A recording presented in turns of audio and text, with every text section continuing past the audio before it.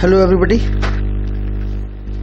तो एक एक्सपेरिमेंट जो है वीडियो मेकिंग में मैं आज करने जा रहा हूँ, और बिकॉज़ वाइट बोर्ड पे कभी वीडियो बनाया नहीं यूट्यूब के लिए, so let's see how it goes. आज हम ग्रामर के सबसे बोरिंग टॉपिक की बात करेंगे,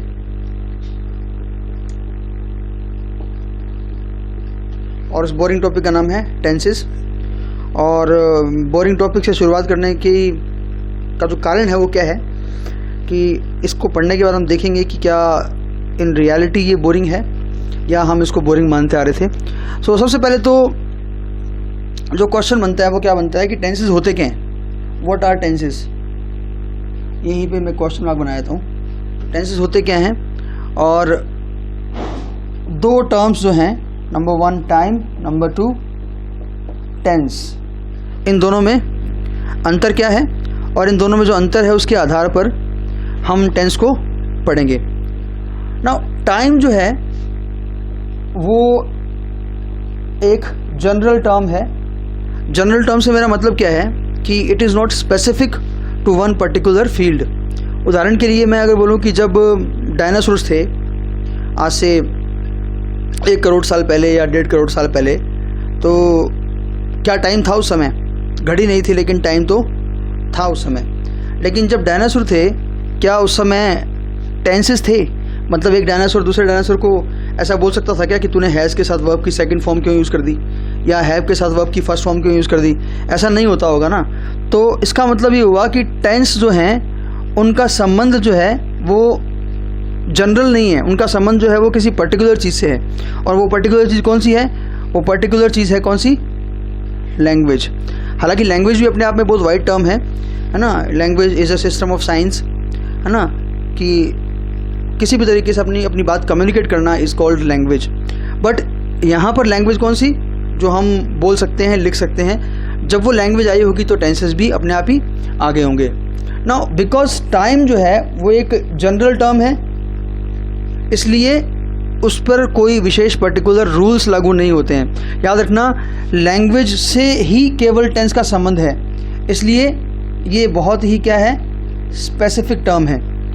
स्पेसिफिक टर्म से मेरा मतलब है कि इसका संबंध केवल लैंग्वेज से ही है ना। और जो चीज़ें स्पेसिफिक होती हैं उनको, जैसे अपन एग्जांपल दूं आपको मैं, आपको लग रहा होगा कि सिंपल सी बात को क्यों समझा जा रहा है, बट आप ये देखोगे आगे जाके कि ये सिंपल चीज़ें आपको बहुत ही काम आने वाली हैं।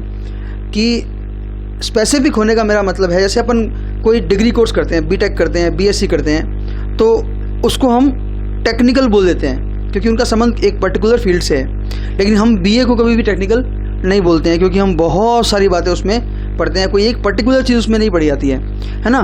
तो चूँकि ये जनरल है और ये स्पेसिफिक है, और स्पेसिफिक होने के कारण ये टेक्निकल भी है क्योंकि इसका संबंध सिर्फ एक ही चीज़ से है, वो है लैंग्वेज। और कोई भी चीज़ टेक्निकल तब तक नहीं हो सकती जब तक उसके pre specific, pre decided rules ना हो।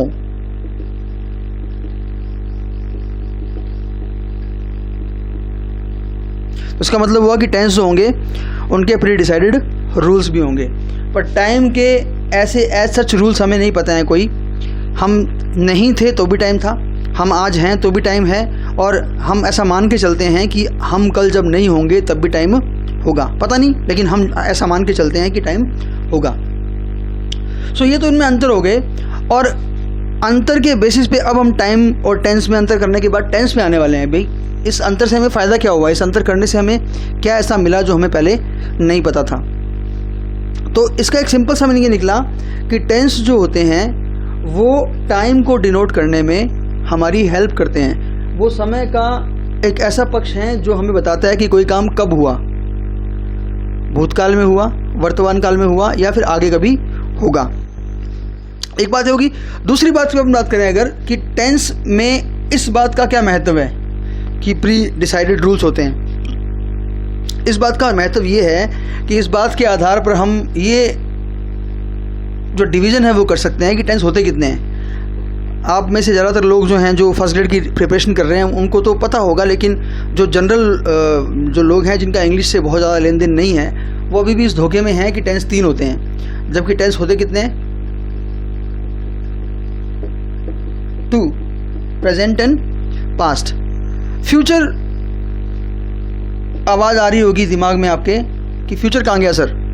फ्यूचर जो है वो टेंस नहीं है, बिकॉज टेक्निकली इसको हम जस्टिफाई नहीं कर सकते हैं। कारण देखिए, प्री डिसाइडेड रूल्स होने चाहिए।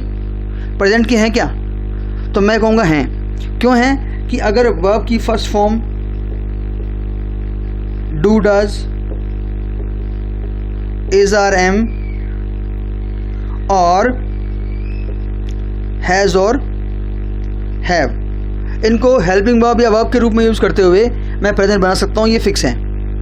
मैं कभी भी वर्ब की सेकंड फॉर्म डिड, वॉज, वर या फिर हैड, इनका प्रयोग हेल्पिंग वर्ब के रूप में करते हुए प्रेजेंट टेंस नहीं बना सकता। ठीक उसी तरह से इनका प्रयोग हेल्पिंग वर्ब के रूप में करते हुए मैं पास्ट नहीं बना सकता। तो इनके रूल्स जो हैं वर्ब्स को लेकर, हेल्पिंग वर्ब्स को लेकर काफ़ी हद तक क्या हैं, फिक्स हैं। लेकिन ऐसा फ्यूचर में है क्या? फ्यूचर में आपके दिमाग में आएगा सर है ना, विल और शैल है ना। तो विल और शैल जो है, पहली बात तो ये उधार लिए हुए हैं मॉडल से। दूसरी बात, मान लिया चलो कोई बात नहीं, उधार लिए हुए तो, लेकिन इनके बिना भी काम चल सकता है। इनके बिना भी हम ऐसे सेंटेंसेस बना सकते हैं जो हमें फ्यूचरिटी या भविष्य शो करेंगे। उदाहरण के लिए, अगर आप न्यूज़पेपर पढ़ते हैं तो कई बार आता है उसमें कि PM Modi visits Jaipur tomorrow.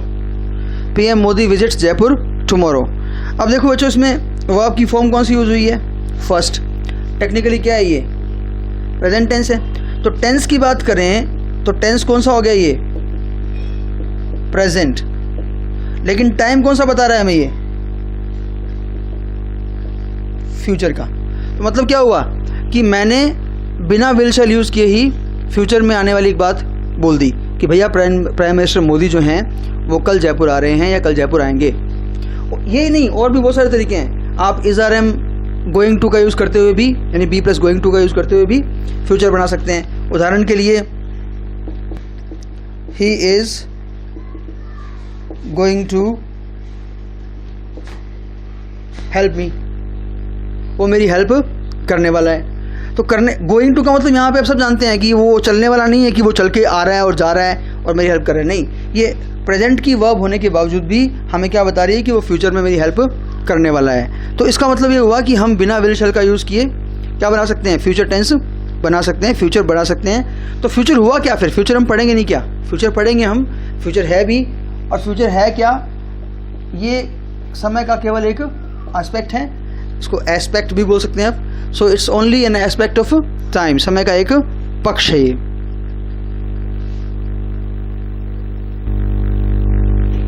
Now tenses हम जब पढ़ने वाले हैं, हम प्रेजेंट, पास्ट और फ्यूचर को भी पढ़ेंगे, तो आपको पता होना चाहिए कि भाई हमने हर एक टेंस को 4 अलग अलग प्रकार के भागों में बांट दिया है, जो सब में सेम ही होंगे। इंडेफिनेट, कंटिन्यूअस, परफेक्ट और परफेक्ट कंटिन्यूअस। चारों ये जो है सब में सेम रहेंगे।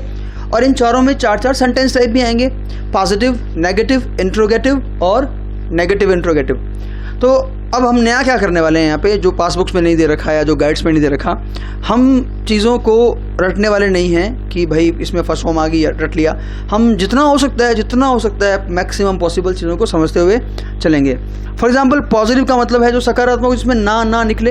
ओके, अब पॉजिटिव सेंटेंस में याद रखना, प्रेजेंट और पास्ट में एक सिमिलरिटी है इंडेफिनेट में, कि इनके पॉजिटिव सेंटेंस में कोई हेल्पिंग वर्ब नहीं आती है। ओके, सबसे पहले हम बात करते हैं कि सब क्या आएगा, सब्जेक्ट आएगा, उसके बाद वर्ब की फर्स्ट फॉर्म आ जाएगी, और वर्ब की फर्स्ट फॉर्म में एस या यस लगा हुआ हो सकता है ना। ये लगा हुआ हो भी सकता है और नहीं भी, इसीलिए मैंने इसको पैरेंथेसिस में या ब्रैकेट में लिखा है। और उसके बाद में आ जाएगा, ऑब्जेक्ट आना जरूरी नहीं होता है, आप जानते हो, लेकिन ऑब्जेक्ट है तो हम उसको लगा देंगे।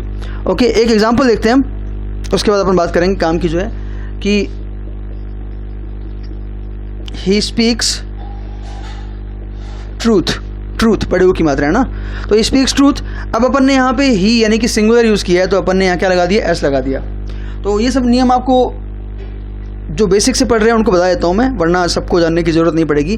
कि अगर अपन को ही, शी, इट या दूसरा कोई सिंगुलर नाउन दे रखा हो तो उसके साथ हम वर्ब की फर्स्ट फॉर्म लगाएंगे तो एस या एस लगाएंगे।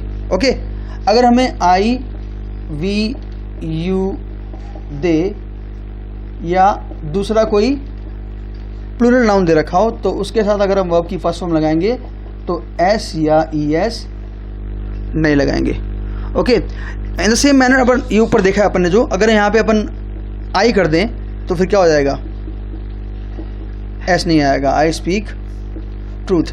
दे कर दें तो भी स्पीक ही आएगा। और अपन यहाँ पे ही के स्थान पे शी कर दें या राम कर दें या रमा कर दें तो क्या हो जाएगा,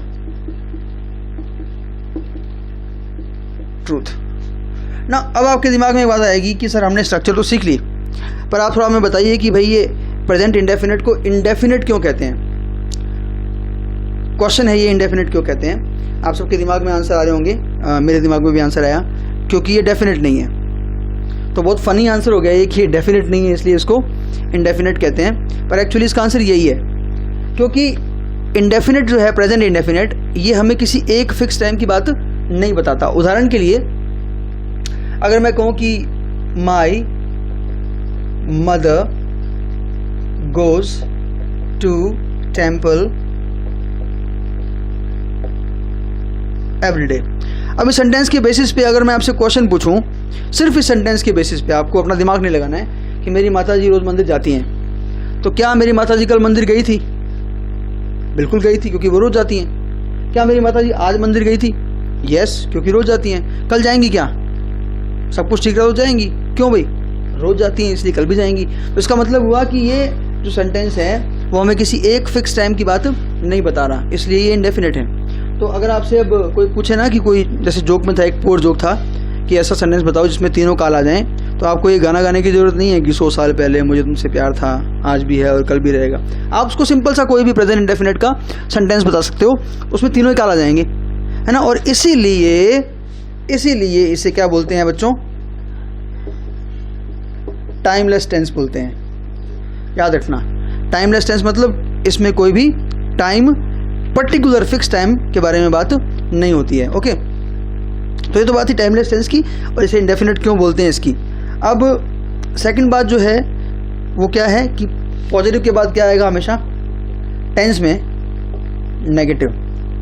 वैसे तो नेगेटिव बनाने के बहुत सारे तरीके हैं, अपन धीरे धीरे सबके बारे में बात करेंगे, पर हम पढ़ रहे हैं, शुरू कर रहे हैं, इसलिए हम सिर्फ इतनी सी बात करेंगे कि नेगेटिव बनाने के लिए हमें हेल्पिंग वर्ब लगानी पड़ेगी ज़रूर। नोट जो है वो बिना हेल्पिंग वर्ब के नहीं आएगा, है ना। और हेल्पिंग वर्ब्स के लिए बोलते भी हैं ऐसा, है ना, कि जो हेल्पिंग वर्ब्स होती हैं they are friends of not, वे नॉट की फ्रेंड होती हैं, है ना। आपने सुना भी होगा 24 फ्रेंड्स ऑफ नॉट, है ना, जिसमें से 13 मॉडल होते हैं और 9 बेस हेल्पिंग वर्ब्स होती हैं। तो नेगेटिव बनाने के लिए नोट आना जरूरी है, नोट बिना हेल्पिंग वर्ब के नहीं आएगा। और नंबर 3 पे आएगा सामान्यतः, है ना, आप बात बहुत सारे निकल आएंगे। तो पहले अपन बात करते हैं कि सब्जेक्ट आ जाएगा, फिर चूंकि नंबर 3 पे नोट लगाना है तो नंबर 2 पे क्या आ जाएगी? हेल्पिंग वर्ब आ जाएगी। और हेल्पिंग वर्ब क्या है बच्चों? यहाँ पे डू या डज। नंबर 3 पे क्या आ जाएगा? नॉट प्लस वर्ब की फर्स्ट फॉर्म। अब इसको आप बेस फॉर्म भी बोल दो, फर्स्ट फॉर्म बोल दो, जो बोलना चाहो बोल सकते हो, क्योंकि इसमें कोई ऐसे आई एस नहीं आएगा। ऑब्जेक्ट है तो लगा दो, वरना कोई ज़रूरी नहीं है। ओके, नाउ सेंटेंस की बात करें तो आपको याद रखना है डू कहाँ आएगा, डज कहाँ आएगा। सिंपल है वैसे तो बहुत ही, फिर भी जहाँ जहाँ हमने एस लगाया था या एस लगाया था वहाँ डज आएगा, क्योंकि डज में एस लगा हुआ है, डू में एस नहीं लगा हुआ है, इसलिए हम डू को उन जगहों पे लगाएंगे जहाँ पर हमने ऐसे आई एस नहीं लगाया था। तो मतलब बात वही है, अभी भी हमें एस चाहिए इनके साथ, एक वचन के साथ, ही, शीट के साथ। यहाँ एस नहीं चाहिए था तो अभी भी हमें यहाँ एस नहीं चाहिए, ई एस नहीं चाहिए, डू चाहिए, डज नहीं चाहिए। तो अगर मैं बोलूँ कि आई, तो आई को इस सेंटेंस को क्या करोगे आप? I do not speak truth. हालांकि मीनिंग के बेसिस पे सेंटेंस बहुत ही क्या हो गया, एम्बिगुअस हो गया। मैं सच नहीं बोलता मतलब तुम अभी भी सच नहीं बोल रहे, और अगर तुम सच नहीं बोल रहे तो मतलब तुम सच बोलते हो। एनीवेज, अगर मुझे बोलना हो कि ही, तो he does not speak truth. इसी तरह से आप बाकी के सेंटेंसेस को भी बना सकते हो। अब अंतिम बात करते हैं अपन आज की, क्योंकि आज पहला वीडियो है ये। इंट्रोगेटिव या प्रश्नवाचक। प्रश्नवाचक भी एक से अधिक तरीके से बन सकते हैं, आप जानते हो WH वर्ड से बन सकते हैं और हेल्पिंग वर्ब से भी बन सकते हैं। ओके, तो इंट्रोगेटिव में एक बात आपको याद रखनी है कि I for interrogative, I for inversion. I for interrogative, I for inversion. Inversion का मतलब हिंदी में तो क्या होता है, उल्टा पुल्टा। मैं बहुत ही बेस लेवल से बात कर रहा हूँ बच्चों, कुछ ग्रामर के एक्सपर्ट बैठे होंगे तो सोच रहे होंगे कि सर ये फर्स्ट ग्रेड को पढ़ा रहे हैं या 9th-10th को पढ़ा रहे हैं, बट अपन शुरू से शुरू करेंगे। तो उल्टा पुल्टा का मतलब ये है कि जो सब्जेक्ट और वर्ब का नेचुरल जो सीक्वेंस क्रम है उसको अगर आप उल्टा पुल्टा कर दो तो वो इन्वर्जन हो जाएगा। मतलब हेल्पिंग वर्ब जो बाद में आती है उसको पहले ले आओ और सब्जेक्ट जो पहले आता है उसको बाद में ले आओ। अगर आप ऐसा कर दोगे तो इंट्रोगेटिव बन जाएगा। हालांकि ये 100% कंडीशन नहीं है कि ऐसा करने पर सिर्फ इंट्रोगेटिव ही बनेगा, लेकिन इंट्रोगेटिव बनाने के लिए ये कंपलसरी है। इंट्रोगेटिव इससे ही बनेगा, है ना। तो इंट्रोगेटिव बनाने के लिए अपन क्या करेंगे, जो डू डज है ना, हमारी हेल्पिंग वर्ब जो है इसको हम ले आएंगे पहले, बाकी का सारा मामला वैसा का वैसा सेट हो जाएगा। क्योंकि नेगेटिव नहीं है तो इसमें नोट नहीं आएगा, सिर्फ वर्ब की फर्स्ट फॉर्म ही आएगी। ऑब्जेक्ट होगा तो लग जाएगा और क्वेश्चन मार्क इसके एंड में लग जाएगा। डू डज का नियम अभी वही है, सेम वही नियम है। अगर मुझे बोलना हो कि क्या सीता सच बोलती है तो सीता सिंगुलर है तो क्या आ जाएगा, डज सीता स्पीक ट्रूथ। अगर मुझे बोलना है कि क्या लोग सच बोलते हैं तो लोग प्लूरल है इसलिए क्या आ जाएगा, do people speak truth, question mark आ जाएगा। अब लास्ट बात है नेगेटिव इंट्रोगेटिव की। नेगेटिव इंट्रोगेटिव का मतलब नेगेटिव भी है और इंट्रोगेटिव भी है। ओके, तो इस इंट्रोगेटिव तो बनाए चुके हैं हम पहले ही। अब हमें सिर्फ इतना ही करना है कि नेगेटिव बनाना है इसको, यानी कि नोट लगाना है। और नोट कितने नंबर पे आता है बच्चों, मैंने आपको बताया था नंबर 3 पे। तो आप तो काउंट करो 1, 2 and 3। यहाँ पे अगर आप नोट लगा दोगे तो ये क्या बन जाएगा, नेगेटिव इंट्रोगेटिव बन जाएगा। मतलब अगर मुझे बोलना हो कि क्या महेश सच नहीं बोलता है तो महेश सिंगुलर है तो क्या आ जाएगा, डज। सब्जेक्ट आ गया नंबर 3 पे, not speak truth, question mark आ जाएगा और ये बन जाएगा हमारा नेगेटिव इंट्रोगेटिव सेंटेंस। तो बच्चों ये कुछ बेसिक सी बातें थी जो आज हमने की, और हमें आगे बढ़ना है तो हमें बेसिक से ही बढ़ना पड़ेगा। तो बेसिक बातों में मैंने आपको बताया इंडेफिनिट क्यों होता है। नेगेटिव बनाने के लिए हेल्पिंग वर्ब ज़रूरी है। हेल्पिंग वर्ब लगाओगे तो नोट नंबर 3 पे आएगा, सामान्यतः, अपवाद हैं इसके, बात करेंगे। और इंट्रोगेटिव बनाने के लिए inversion, I for interrogative, I for inversion. कैसा भी इंट्रोगेटिव सेंटेंस बनाओगे आप, चाहे WH वर्ड से शुरू करो चाहे हेल्पिंग वर्ब से, उसमें इन्वर्जन होना ज़रूरी है। और नेगेटिव इंट्रोगेटिव बनाने के लिए आपको इंट्रोगेटिव तो पहले बना ही चुके हो, उसमें नोट लगाना है और नोट नंबर 3 पे आता है। तो हमने नंबर 3 पे नोट लगा के क्या कर दिया, इसको इंट्रोगेटिव से नेगेटिव इंट्रोगेटिव बना दिया। So that will be all in this video. Let's see how this experiment goes. उसके बाद हम आगे चर्चा करेंगे। Thank you.